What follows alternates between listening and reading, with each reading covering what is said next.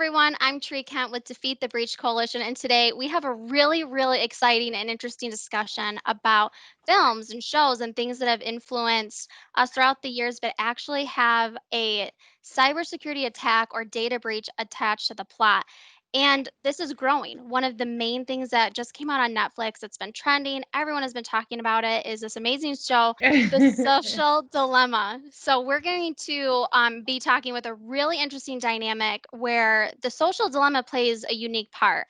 First up, we have Chuck Lowry. He is with Providence Consulting, cybersecurity manager, and a 20-plus year retired Marine who oversees all of internal cybersecurity and network.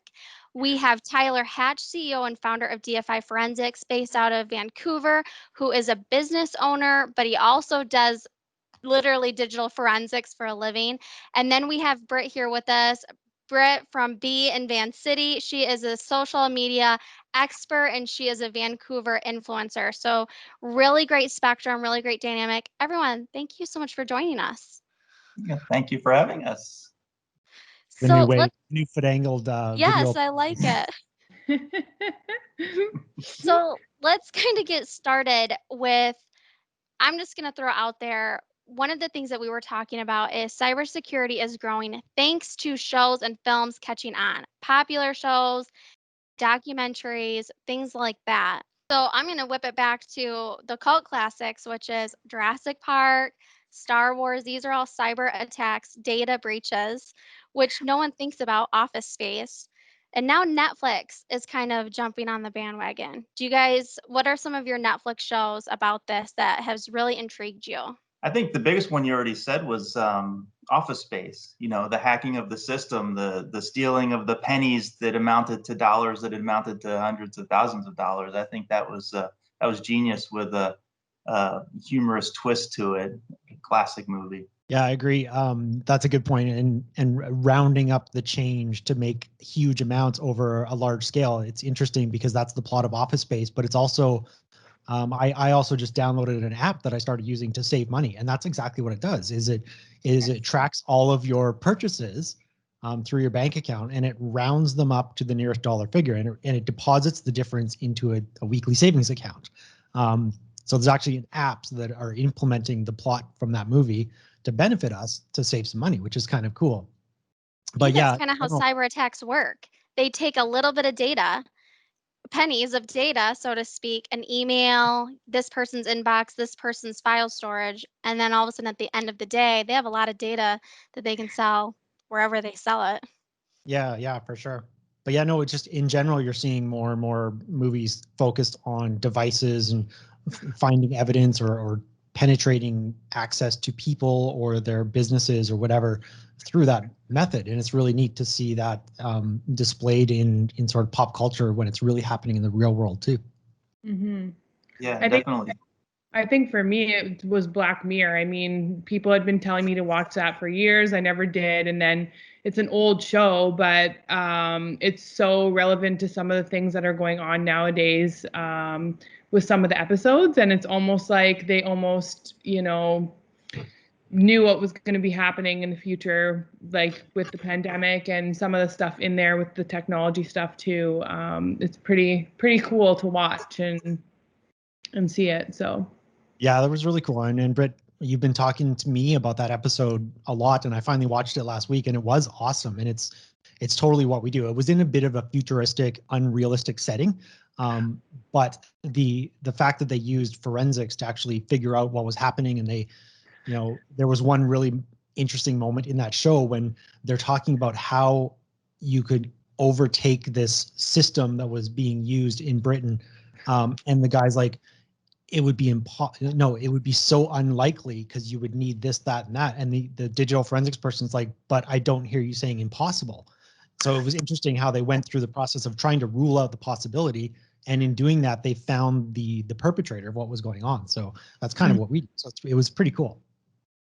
I think one thing is like they're starting to get better with their plot lines. It used to be this random 15-year-old girl like in Jurassic Park could rehack in a system.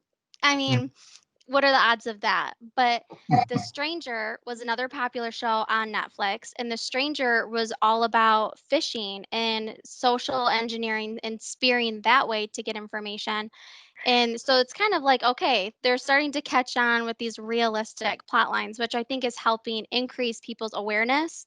It's almost in that background way of educating them of some of the ways that attackers get into our data, get into our networks, and things like that. Mm-hmm. Yeah, Yeah. Homeland. I don't know if anyone watched Right. Homeland, Yep. but that's another one that uses a lot of cybersecurity, infiltrations, and even the good guys, doing some reverse tactics to get information. But I think one of my favorite scenes is from not The Office, but Office Space, where, and this wasn't the whole plot of the show, but they were trying to figure out somebody's password. So they're like, and they were, have you ever seen that episode? Google it. It's hilarious. They're like, they're all walking around trying to figure out one of the characters' passwords. And they're like, is it password? Try the address, try this, and all of Thanks those for that, different actually. That's going to be some good content for me to use, actually. things. Yeah. New content. It's hilarious because they're all saying the things that we know you shouldn't use as a password. Mhm. And it's something that deals with cybersecurity that's in pop culture, and in a really, satirical, sarcastic type of show. So Absolutely. Yeah. I find the meme about, they guess my password, so now I have to rename my dog. I find that because we all have a little bit of that in us. Like you may not use your dog or your pet's name all the way, but there's always something in there related to Well, it. unless you're Elon Musk, then you'd use your kid's name for sure. God, Yeah. yeah, don't get me started on that one. Yeah. Well, let's go. Let's talk about the really hot topic one that just as recently came out. It was in the top 10 and everything, which is the social dilemma, which I will speak for myself and just by just saying I was really enlightened. I was really enlightened by the behind the scene algorithms. I've heard the jokes of I was talking about a new winter coat with my friend. Now I see ads about a new winter coat. My phone's listening. But what really shocked me was about the news and news content about people do not see the same news articles you see and get the same information. And my mind was blown by this. Now, Mhm. I'm not a social media person. I have a LinkedIn and I have an Instagram. So I'm pretty naive to it. But let's kind of like, what are your guys' thoughts when that came out? What were your initial thoughts after you got done watching it? Chuck, let's start with you because you have this internal IT mentality about always protection, zero trust. So, what were your initial thoughts with it? Yeah, my initial thought was I'm deleting everything. Completely honest. I was like, all right, I'm getting rid of everything. And I looked at my wife and I said, honey, I am getting rid of all of my social media. And she said, you have 6 kids. You have 6 adult kids. They're all on social media. You have to keep your social media. Are you an idiot? I'm like, but did you just watch what I just watched? I mean, they just told me they're tracking everything. Um, but I think the biggest thing I would miss out on, because part of me, I hate being, yeah, on the social media and having all of these algorithms track everything, but at the same time, I kind of like it, because like I like to buy a certain type of T-shirt, right? Well, if I buy one, then other stores like that, I get ads for it, and then it opens me up to the advertising and some of the other things that I might be interested in. If it's military gear or workout stuff, that's basically what my feed is. That and my kids posting. So, I mean, other than that, but yeah, my initial thought was I need to get rid of it, but I didn't. Britt, you have a career based on social media and algorithms and everything like that. When you watched it, what were your thoughts? Oh, I absolutely loved it. I mean, I the most fascinating part of it for me was just seeing the actual people that worked at these companies and really were behind the scenes with building these things. And you don't really understand the depth of social media until you watch a movie like that, because then you're seeing, holy crap, like these people are really, like, they're just building these things like literally, and they're basing it off of, like, human interaction, obviously, but everything that's tracked on to your phone is going to be, it's just it's crazy. I think you guys all had that feeling too watching that movie. It just brings that perspective of social media. And there's negatives and there's positives to everything in life. I think for me, from the beginning, I just always saw it as such an opportunity for growth and for, all the things that we could do in life instead of the negative things. But I understand that it's very important to be, careful, and you have to do the best you can with your privacy and all that kind of stuff. But, I really just, I love social media. I think it's a great thing. So, yeah. So, Tyler, when you watched it, there was a section at the end that they were really coming down to business ethics and having companies take a more ethical stance, not because there's a law to do it or a policy to do it, but to do it just to do it and to be conscious as a business owner and also as the CEO of a company who is all about talking to businesses about proactive risk management. How did you feel about that part when it came down to talking about ethics? Well, it struck me as a consumer, not so much as a business person, because, and the interesting thing is that I hire Brit for two of my businesses to do this exact thing, to get people's attention online on social media. But to suggest that I'm hiring Brit to do that at the level that Facebook and these companies are trying to get our attention is ridiculous. Really, it's a form of advertising. We're trying to get people's attention, but not manipulating thoughts and behavior to the extent that they show in that film. What I found really disturbing, and I have to say a little bit, just backtracking, overall, I found it a little bit underwhelming because I'm aware that Facebook does this kind of stuff and that all these social media companies do it. What I didn't know was the extent that they do it. I think a lot of people that I've been hearing about, they're surprised that their information is being recorded and logged and tracked. And a lot of people get afraid of that. But I don't look at that as a danger to an individual. They're aggregating data, and they show in the film that they're targeting this one kid, and drawing him away from soccer practice and into this little fringe group, or whatever the case may be. I don't think they're really doing it. I think they're aggregating data and trying to figure out what a 17-year-old male who has an interest in soccer might be doing at 3 p.m. on a Friday. So I don't think it's scary individually. What I don't like and what I didn't know is that when you put in things to Google, I would have assumed that the search results and the predictive text is all the same across the world. So Yeah, I that was really, surprised by that too. yeah, Mhm.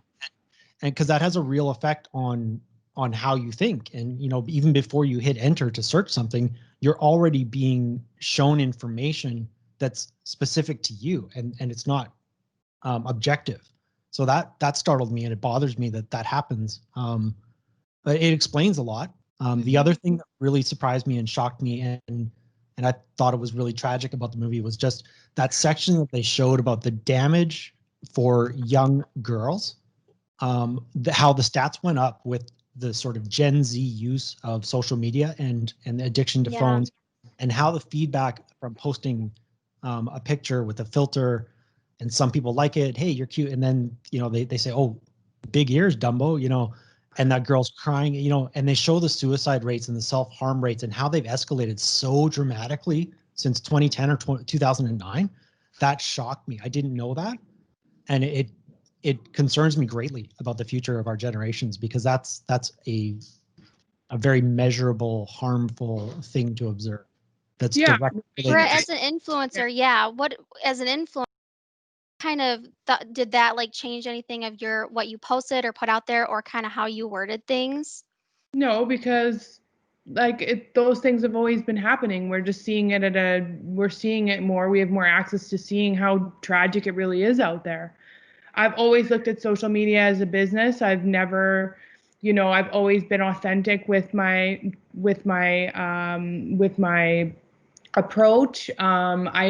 I don't sell things that I don't believe in. I don't, I've always stood my ground on those things. And I'm also part of mentoring programs with youth in Vancouver.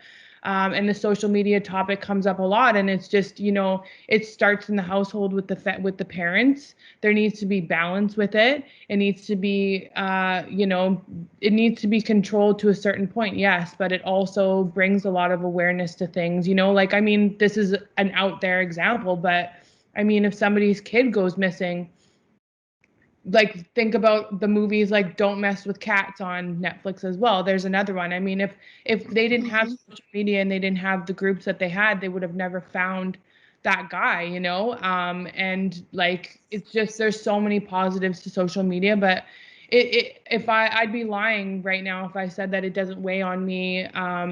The impact on me, I am concerned about other people and girls and filters and like this imagery that is out there that, this perfect life or whatever. And that's why sometimes when I do videos, I don't even put makeup on, or I don't put too much thought into stuff sometimes, because people overthink that crap, and it's not healthy, like you guys are saying. So it's just, there's got to be balance there, and there's got to be more education around it, I think, for teens and stuff like that. But this is part of our world now. It's going to be part of our world for the rest of our lives.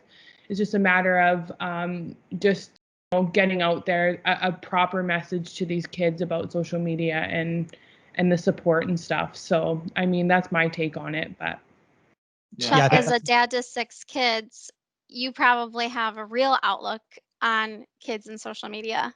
Yeah, well, that definitely starts at the home, most importantly, and it's strong parenting is what it is. It's not being your kid's friends; it's being your kid's parent. And if it hurts their feelings, then oh well, they'll get over it. Kids live in the here and now, not in the what's in the future. So you learn that after after a couple. But what I thought was also very interesting and concerning with the show is, and I read an article, and they stated this, that social media is doing nothing more than holding up a mirror to society. It's showing you how we really think, how we really are, how we really act. But it's holding up a funny mirror, kind of like one of the ones you would see at a circus, like it kind of warps exactly what society is, and it warps what we see because of the algorithms, I feel. And that's one of the things I took away from the show, was because of these algorithms, it's going to just constantly ping me with the things that I like to see and with the things that I want to see. And therefore, I'm going to have a very narrow view of, if it's a political ideology, if I'm always just saying I'm right winged and that's all I want to see, then that's all I'm going to get fed. And then I have no idea what the other side is thinking. So I think this movie is really great in driving that point home, not just to scare me to get off social media, but also to understand that you have to look at both sides. You have to do your research, and you have to understand that there is an opposite side. Because if you don't, you're always going to have that tunnel vision, and you're never going to understand why the other side sees things the way they do. And that was very powerful for me, and one of the takeaways. And part of me was just like, we all have control over our own lives, and I just feel like if you don't want notifications on, turn them off. If you don't, if you're going to be on social media, then be positive on there. It's just, and it's about educating these kids now too. There needs to actually be like platforms where kids can come on and learn about, the negatives and positives and really what social media is. But yeah, I mean, if I had 6 kids, I might have a total different opinion right now. But the point is, it's just a new thing that we have to deal with, and you can still teach your kids that you have value that's beyond physical appearance, which has always been something we want to teach them anyway. It's just a new way of looking at it. Absolutely. And, knowing Britt as closely as I do and working with her and her being my friend, I know that a lot of people would be envious just looking and being like, wow, you're an influencer. You have this many followers on Instagram. Your life must be rad. Britt gets criticized for the stupidest things. I mean, honestly, you get hyper criticized for the silliest things that you say. You have the thickest skin of anybody I know. And Britt is beautiful. There's a lot of girls that would be like, if I looked like Britt, my life would be great. If I had that many followers, my life would be great. But something's gone wrong if that's your mentality. You have to be proud of who you are internally and not let the external things, because you're still going to get criticized regardless, as Britt can tell you. Yeah. I mean, it's tough because it's, it's like, there's so many other elements to life. I mean, it's so easy to sit here and tell somebody turn your notifications off and like and be positive or whatever. But we've got all the and we have to all remember we're going through a very tough time in the world right now. So everything's at a heightened suspense. But yeah, I mean, I feel like with social media, you have to have a thick skin and you have to be able to back up the relationships that you have, the business meetings that you have. A lot of people can create an Instagram page tomorrow and put in their bio, investor or, happy family, happy life in their bio. And, they don't even spend time with their family, or they're not an investor, and then all these people are coming to this person and saying, oh, thinking that that's what they're doing, but they're not doing that at all. um, so I think my point with this was just that, it's like, it's so easy to say, like, for me to be like, just, have control over your life, but you have, like, your focus, you just need to, like, not let it eat you up, just like everything else, I think, and yeah, it starts in the homes, though. I mean, it really does. If we're talking about children, but like, yeah, I mean, it's just part of life now, and we have to be able to adapt to it as best we can. Yeah. Well, really, really interesting topic. Really interesting documentary. We encourage everyone to take a look at it on Netflix. I want to thank everyone today for being with us on the Hacker Tracker download. Chuck, Tyler, Britt. Again, really interesting conversation. It takes something that we all have to take a step back and evaluate kind of how we're doing things and what we allow our families to do. So thank you again for all being here. A lot of fun. Thanks, guys. Yeah, Thanks for having thanks. me.